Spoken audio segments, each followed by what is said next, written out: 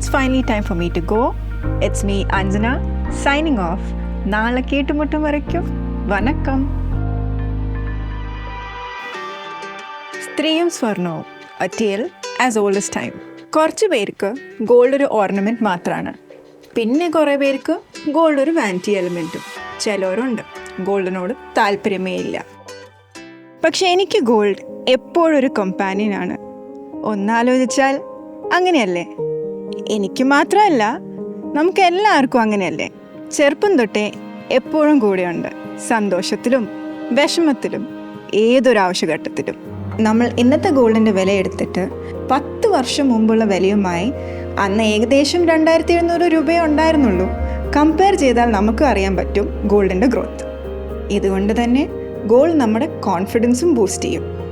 കൂടെ ഒരു trusted brand ഉണ്ടെങ്കിൽ ഒരു ടെൻഷനും വേണ്ട. എൻ്റെ ട്രസ്റ്റഡ് ബ്രാൻഡും ഫേവററ്റുമാണ് സംഗീത ജ്വല്ലറി. അമ്മ തുടങ്ങി വെച്ച ശീലമാണ് കേട്ടോ.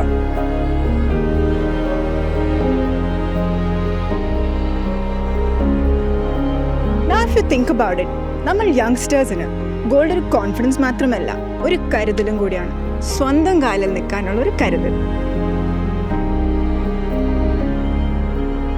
സ്വർണം എന്നിലെ കരുത്ത്, എന്നിലെ വിശ്വാസം.